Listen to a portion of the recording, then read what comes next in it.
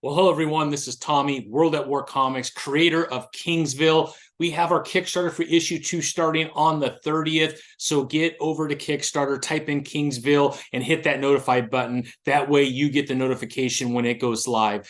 All right, we have another fantastic guest today. But before we get into that, please hit that subscribe button, hit that ring bell. That way you get a ring every time we have an amazing interview that you will be able to enjoy.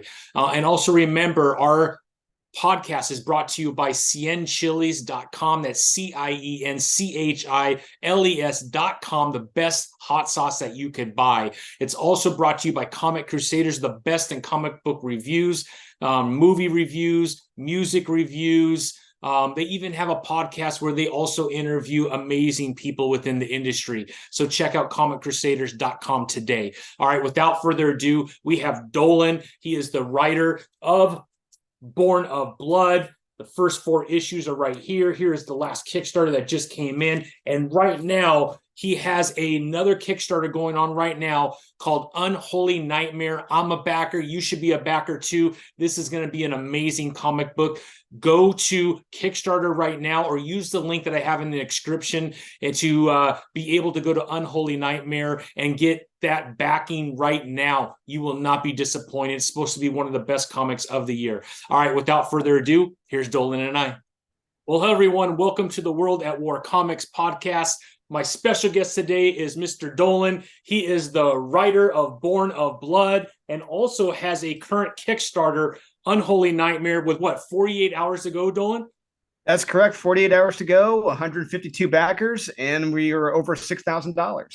Sweet. Congratulations. I don't know what's more stressful in comics, man. I think Kickstarter is amazing with the opportunities that it provides, but man, it feels like it adds so much stress to everyone's life. It does. It really does. And and when you're out there on your own, so this is not with Merc Publishing or anyone else. So this is us, Aurelio and I, on our own.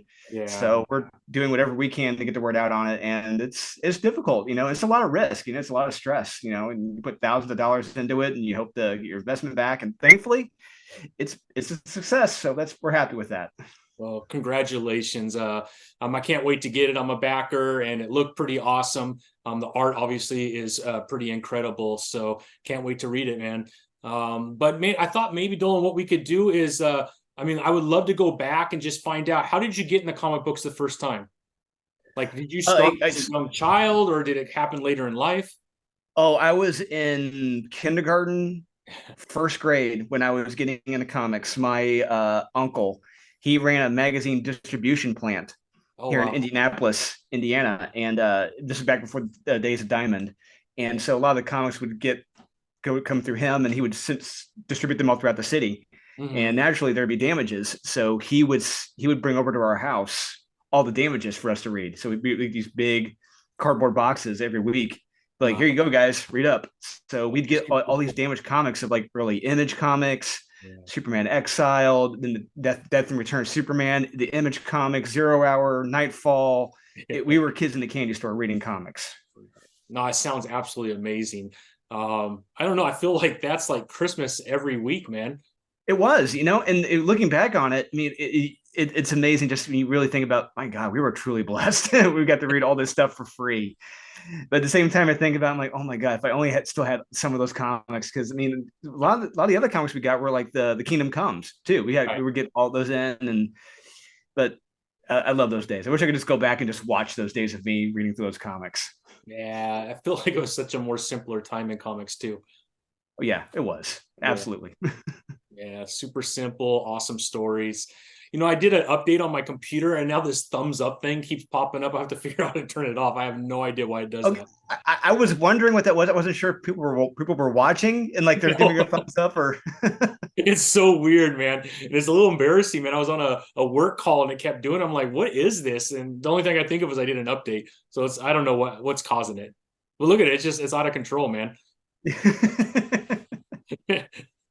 But anyways, man, that sounds absolutely amazing. What kid grows up with comic books sent to you free every single day? With all those comic books, what did you gravitate to the most as a kid? I was gravitating more toward the DC characters. Mm-hmm. like my favorite superhero team growing up, even then and now, because was the Justice Society. Yeah. So I was reading Zero Hour, and Zero Hour, those the early issues had a great focus on the JSA. Yeah. And there was something with like how I don't know, just I know some people see like they look cheesy, corny, tacky, but like I love those costumes. I love how they look as a kid. You know, I love seeing Wesley Dodds Sandman. I love seeing Hawkman and the Atom.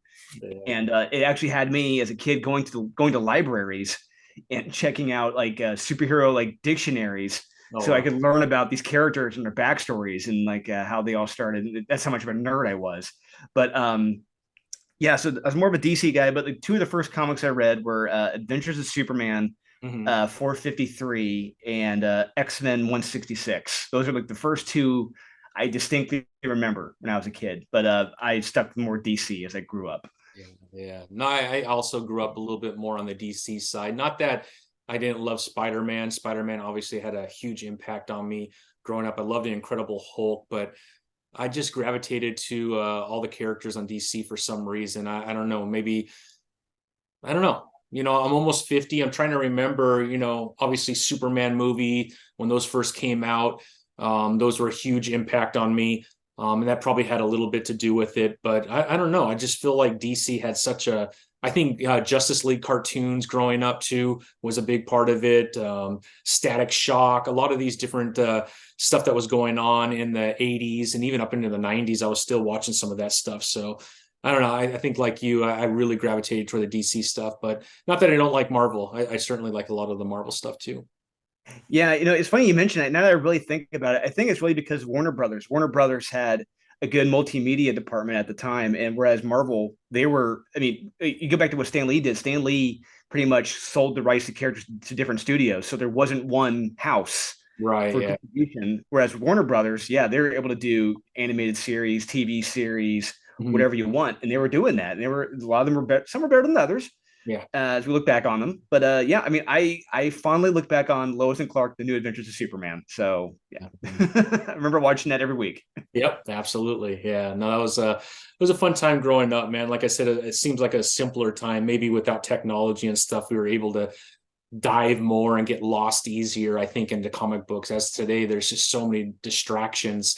But yeah, I remember laying on my stomach on the ground with the comic book and just being gone for like an hour. Either tracing the pictures or just rereading the stories over and over again.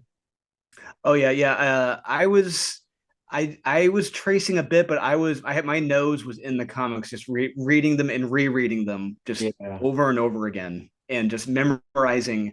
Another thing I did when I was a kid, like I was memorizing all the first appearances Oh, wow. and like the years and the issues and the issue numbers when I was a kid. Just I don't know why, just something I did when I was a kid. Yeah, I didn't really do that, but man, I certainly got lost in the stories, and I remember that. GI Joe was also a really big one for me. That was huge growing up, and then the cartoon, and then Transformers, and so yeah, I think similar. A lot of those different characters really had a huge impact on me, and then as you can see today, it hasn't really left. I got a little No, bit, you got a but few. You got a few action figures. yeah, I got a little bit of a problem. My wife says, but. Yeah, it's fun, man. Well, I mean, Dolan, when did the passion for writing start for you? I would say, I've always had it. I can even remember when I was a kid, like my mom had her first like Gateway laptop, Oh, and remember Gateways? Yeah, oh yeah, they're like this.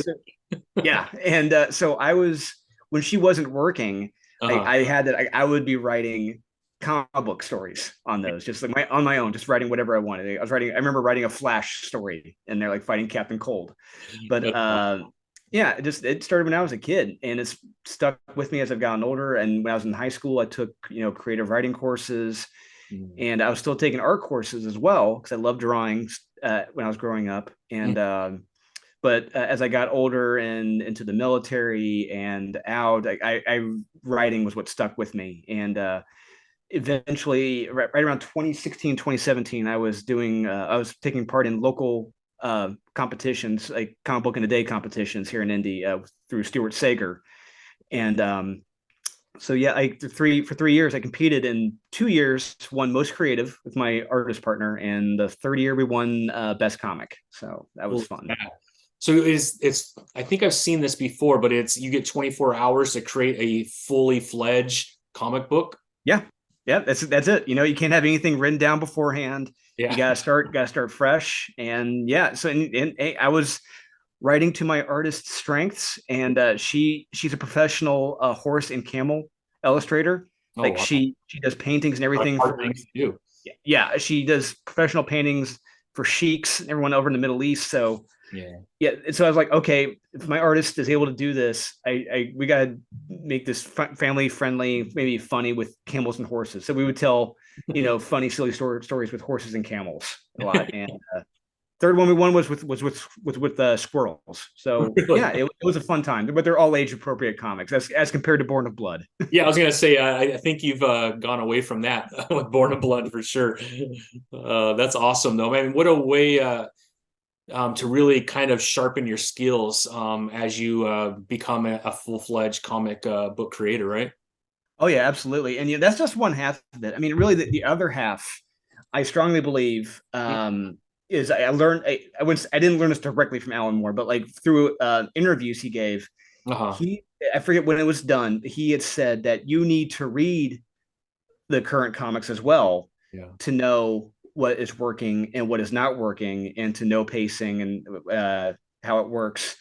And so I've adopted that, thankfully, through Comics Elite, reading the current comics and seeing what works and what doesn't work. Mm-hmm. Yeah, yeah. When did you? What's the first title that was published that you did? Is it Born of Blood, or did you do something before that? No, it was Born of Blood. That was the Yeah. very first, my first professional comic book writing gig. Well, that's pretty good. That's a pretty good first gig, man. Because it's an awesome title, man. Yeah, well, and what's funny is, I mean, this was 2 years after the fact, but someone sent my stuff to Mike Barron, Oh wow. co-creator of Oh yeah. Nexus and the Punisher. Oh yeah. Mike Barron contacted me through Facebook, I think like a month ago, 2 months ago, and he said, he just messaged me. He's like, "Hey, is this Dolan?" I'm like, "Writer Born of Blood?" I'm like, "Yeah." He said, "You have time for a phone call?" I'm like, "Okay." Okay. I was getting ready to go to a Colts game, Yeah. and I he just talked to me for about, I think, like 30 minutes or whatever. He had just read the issue one, and he said, "Hey, he said it was pretty good for a first issue." I mean, he had his critiques. He's like, "I would have done this, I would have done that, I wouldn't have done this." But there were minor things. He said, otherwise, it was a solid comic. I'm like, oh my God, this is awesome coming from Mike Barron. Jeez. Exactly. Yeah, he's done some pretty amazing stuff on his own now too. That's been pretty incredible. But man, to have a call from him, that's pretty awesome. Yeah, absolutely. I could not believe that. It just, I mean, I really wish he had called me 2 years prior Yeah, when I had exactly. just done the first issue. But Yeah. it's like, I've done a lot more since that first issue. But I do appreciate that he saw, even then, that first issue was a solid, good first issue. Yeah, yeah. Well, with Born of Blood, right? We have was it 4 issues, right? Because the Kickstarter, I think I just received issue 4 maybe a month ago or so. Will there be more, you think? Well, there's 6 issues. So the first 6 issues, I think, yeah, you only have four. Yeah, there were 6 issues of it. Oh, I only have 4, man. I'm behind. Yeah, issue 6 came out. Well, maybe I haven't got my kick. I did the last Kickstarter though, Born of Blood. Oh, I know what you mean. I know what you mean. Issues 5 and 6 haven't gone through Kickstarter yet. They went through Lunar Oh, gotcha. distribution, Okay, but they gotcha. haven't gone through Kickstarter yet. So issue Gotcha. 5 should maybe going through Kickstarter, maybe next year at some point. Yeah, But yeah, they're out there. got the thumbs up for that too. I don't Yep. know. And honestly, in my opinion, you've got the good issues, but they get better with issues 5 and 6. Really So yeah. nice, nice. Oh, that's pretty exciting. Then I can't wait for those. Can you? Thanks. Yeah. Oh, Aurelio Mazzara did the art for issues 5 and 6, and that's when the art really, really steps up a notch. And and that's why I'm really glad I found got to work with Aurelio, and he's kind of like the brother I never had at this point. that's cool, man. Well, let's talk about Unholy Nightmare then, because you two worked on this together. And just from what you could see from the Kickstarter and the pages that are kind of revealed on the Kickstarter, I mean, the art looks absolutely incredible. But can you talk a little bit about what people could expect with Unholy Nightmare?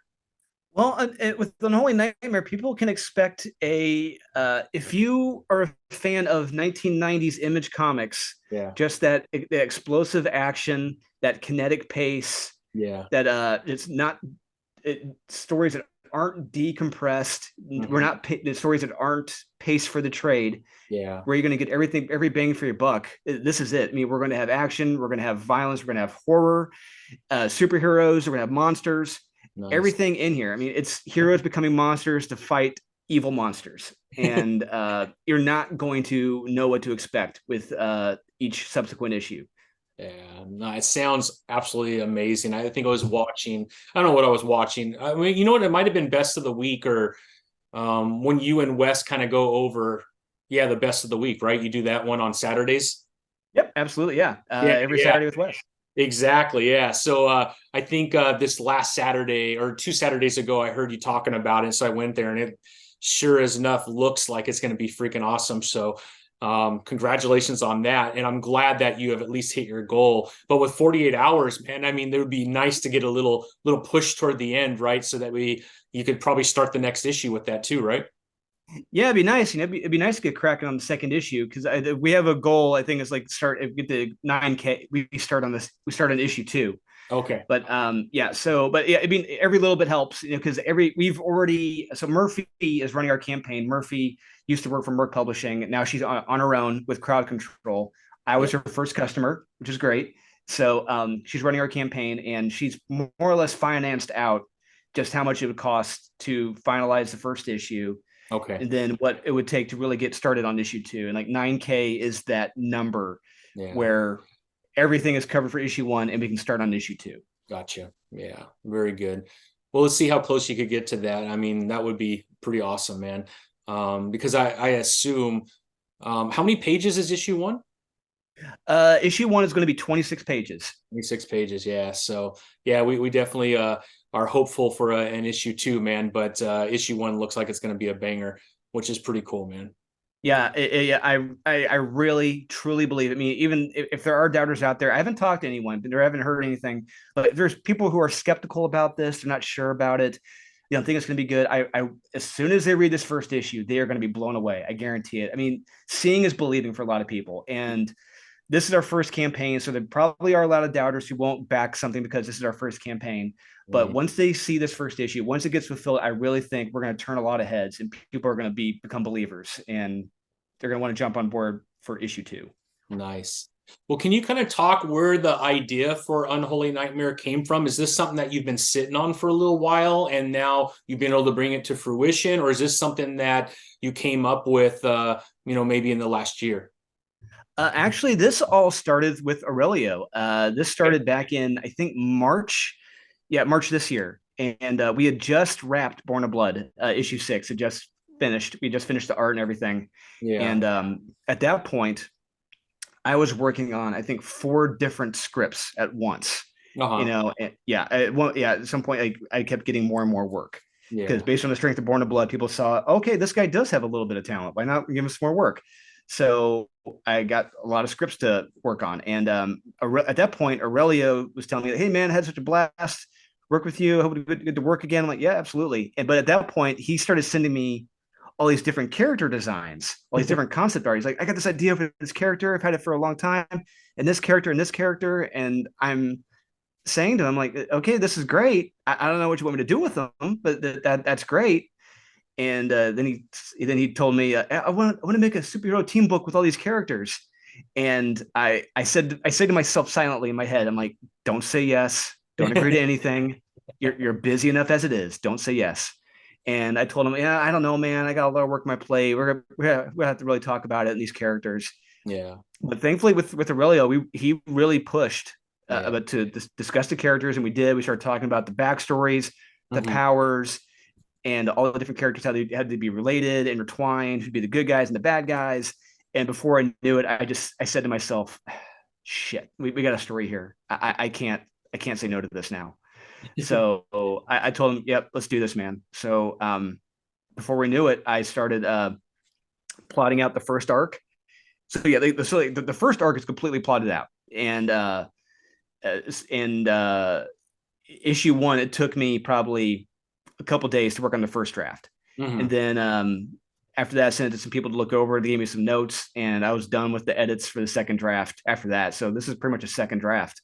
Oh wow! And it's a solid first issue. And Aaron Sparrow, friend of your channel, a good friend of mine, and one of the creative directors and one of the editors for Born of Blood Number Publishing, he approved of issue 1. He says it's my best work yet.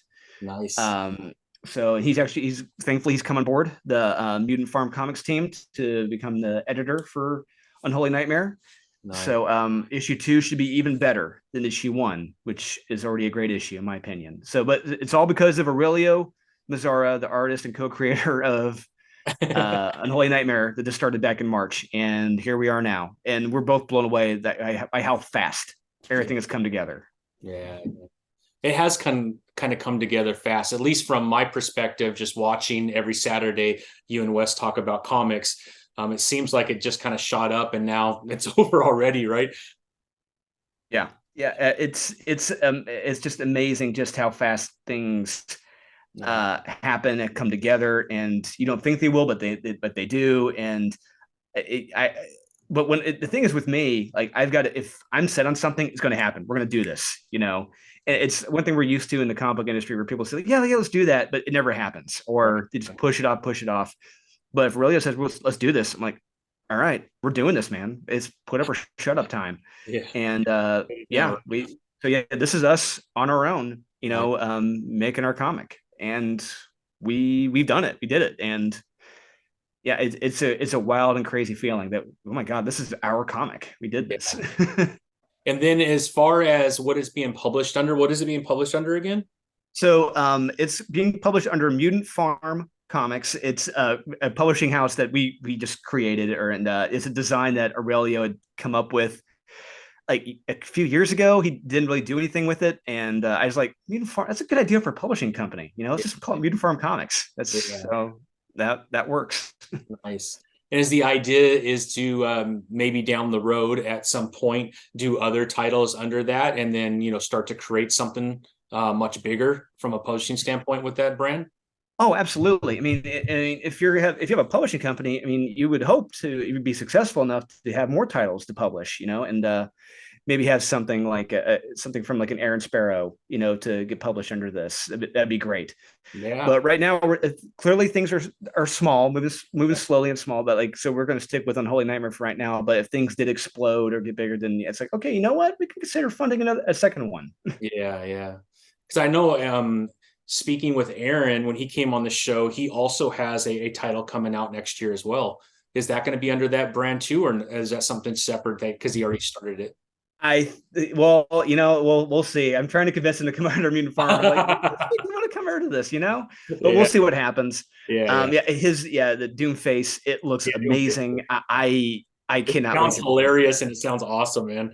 Absolutely. I can't wait to read it. I can't wait to see it. Yeah. Just the minute he started sending the concept art and he sent us some of the covers, I'm like, oh, this looks so awesome. I can't wait. That's pretty awesome.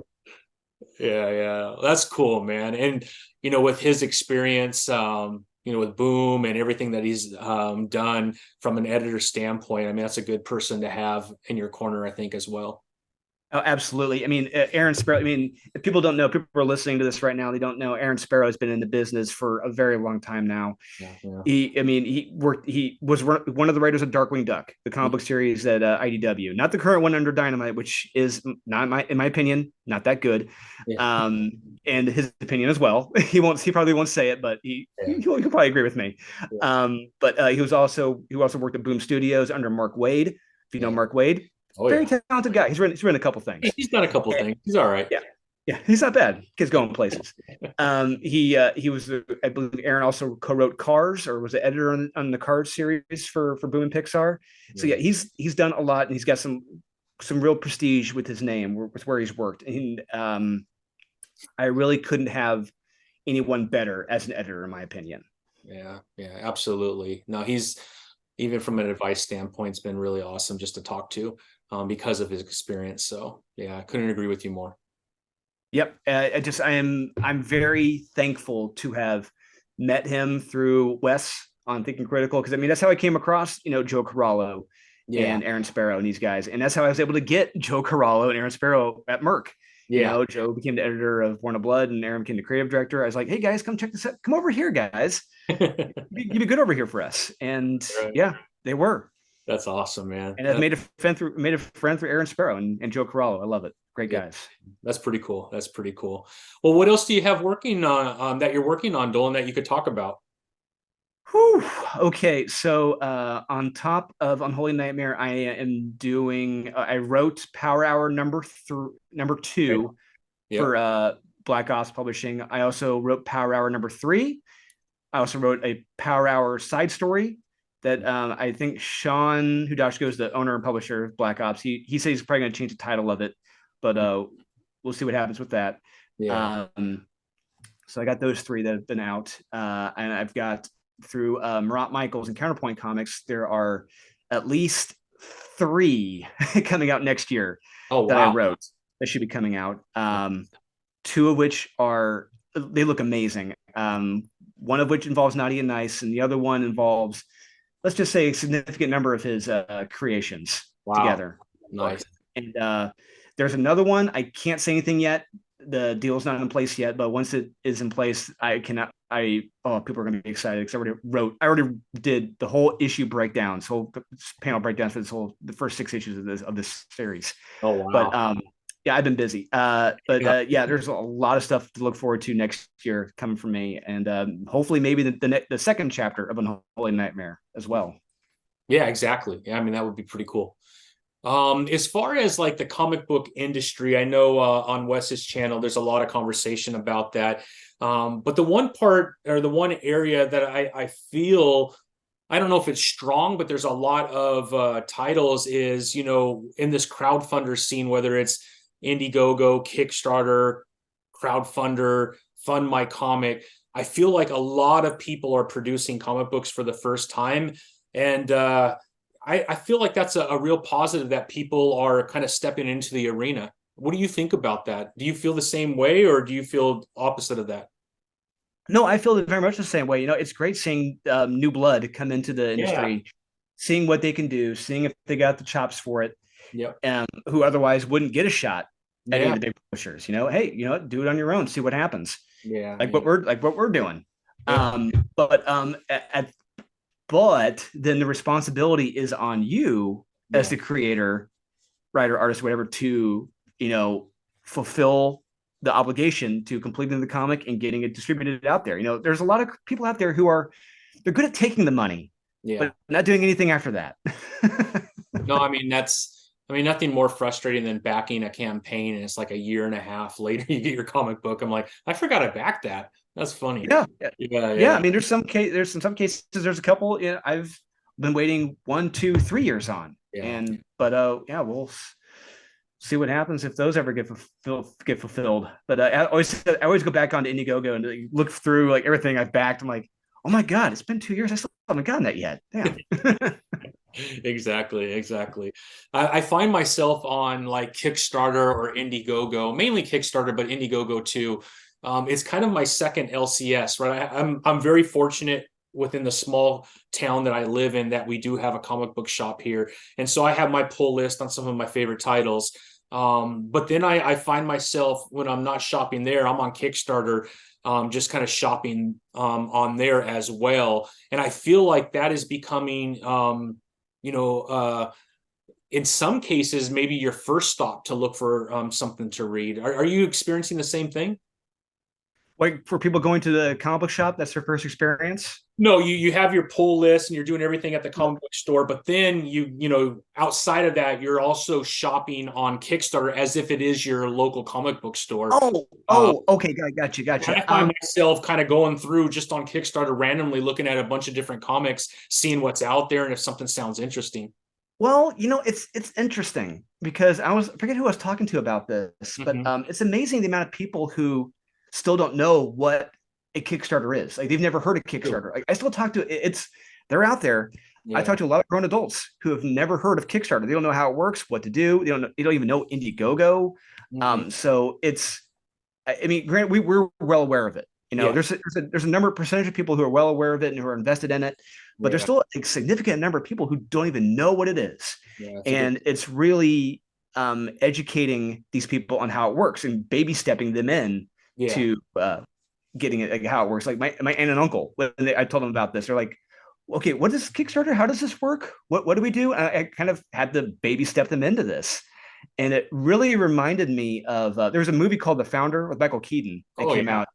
And there's a great scene in it with the two brothers, the McDonald's brothers. Yeah. And they came up with like the for the cars to drive up to the restaurant, whatever, and they're having to instruct the people driving their cars, they park their car and they get out and they're like, all right, you're doing good, you're doing fine. Right. Park it, get out, walk out of the car. Just and it's kind of like that with people. You know, you really have to, for some people, you have to hold their hand through this.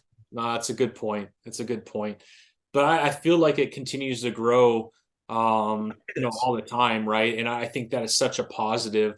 And I almost feel like sometimes it's a little crowded, to be honest. Crowdfunding is crowded. Yeah, no pun. Yeah, pun intended. Because we did find out. Murphy did tell us that October, this past month, October 2023 had the most comic book campaigns ever in Kickstarter history. Wow.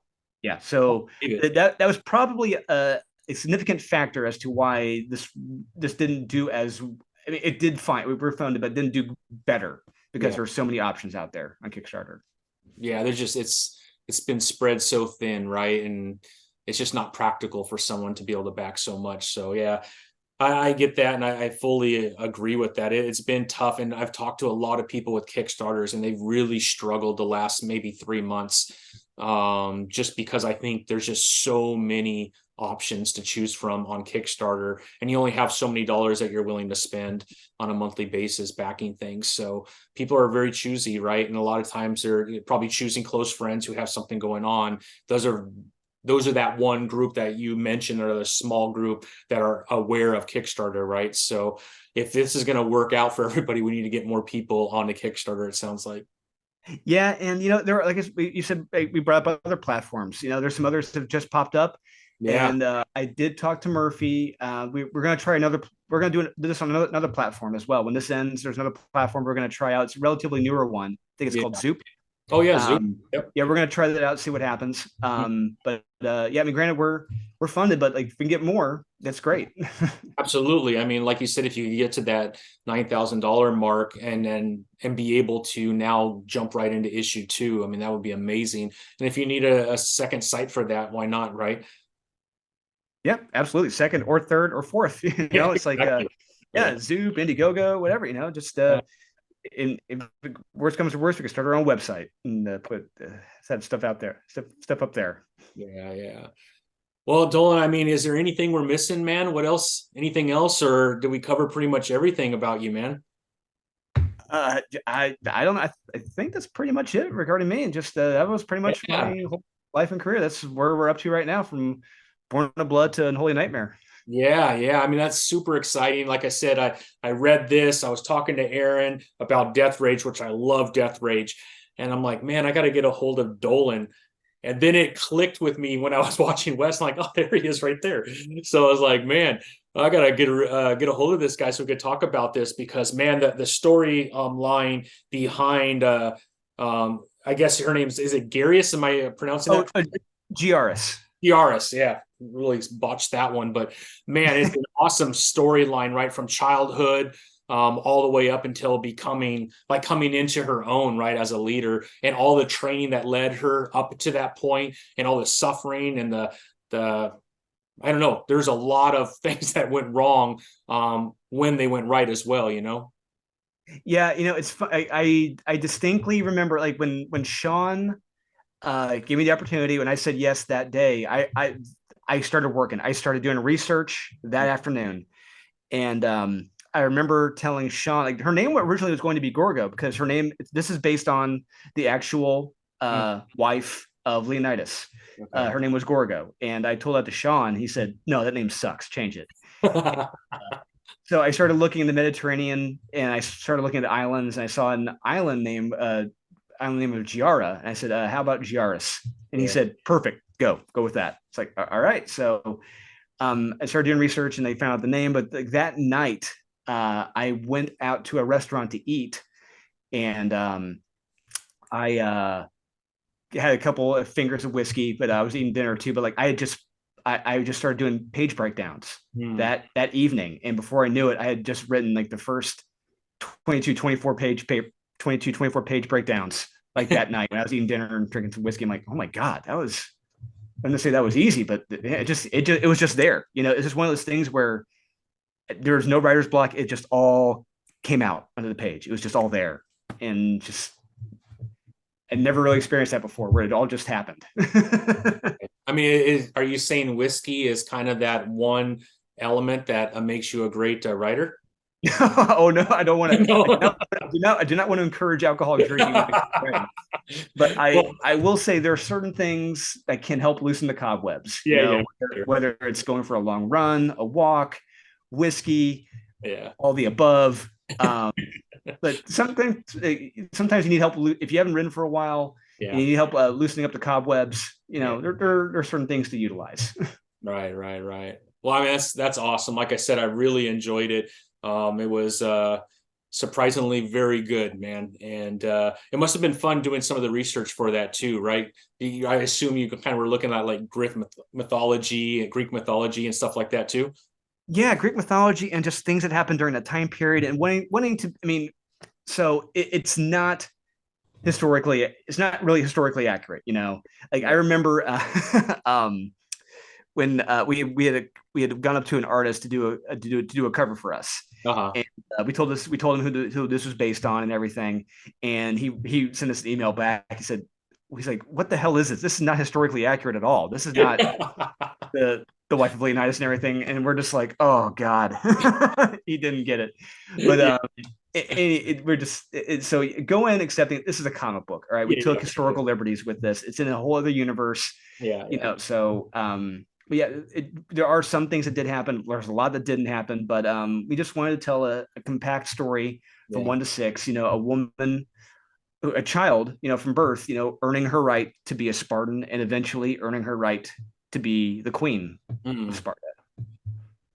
Nice. Yeah, that was a big factor, earning it and not given anything. For sure. That's a big takeaway, because like I remember at that point reading so many comics where things were just handed to people in comics or in movies or in the stories, and I'm like, that is not going to happen in this comic at all. she's going to fight her way out. She's got to earn everything that she has, and she does. Yes, she does. I mean, that starts off in issue 1, right? Because I was reading that of like how her father treated her once she became of age. And I thought right away, right, he was so disappointed he didn't have a son, that she's going to be put in prison or something really bad's going to happen to her. And no, it was really, like you said, that training that she would have to go through to be able to earn her place in history. Yeah, absolutely. Yeah, that training she goes through. I mean, it's I would say it. Yeah, it's a brutal form of training. I would say it's not as training as the young men went through when they were having to fight off in the wilderness against the wolves, but it's a unique type of training because, hey, she's the king's daughter. So yeah, she's going to be locked up in a prison cell and have to fight her way out. Well, awesome, man, Dolan. I really enjoyed it. Appreciate it. I can't wait for issues 5 and 6 when they're available. I'll definitely be picking those up to be able to finish off at least this first arc of the story, and then Unholy Nightmare. With it funding, when do you think it'll go to print and all that good stuff? When are you planning to fulfill orders? So we are planning on fulfillment as early as April. Okay. Because so the first, like we showed, the first 6 pages are done. We've already done 6. We got to do the other 20. Gotcha. Aurelio has already started. He started doing the storyboards for 10 more pages, which is great. But so yeah, April, spring timeframe, we're hoping to get out as the earliest, but worst case scenario, it would be like October next year, but hopefully as early as April, we're hoping to get this out. Nice. Well, Dolan, I look forward to it, man. Thank you so much for jumping on tonight and hanging out with me. It's a pleasure meeting you. Enjoy your content, enjoy your writing, and I can't wait for Unholy Nightmare. If anybody is listening to this, we got 48 hours. There's still time for you to get in on this. yeah, check out. I'll put all the links in the inscription. That way it make it easy for everybody to just click and enjoy. That'd be great, man. Yeah, thank you to everyone watching and listening. I appreciate it. Thanks for having me on. This was great. This was fun. And please, everyone, do check out Unholy Nightmare. You are not going to regret it. Yeah. Awesome, Dolan. Well, thanks, man. Have a great night and a great rest of your week. Appreciate you jumping on. Thanks, man. You too. Appreciate it. All right. Talk soon. Talk soon. All right. Bye.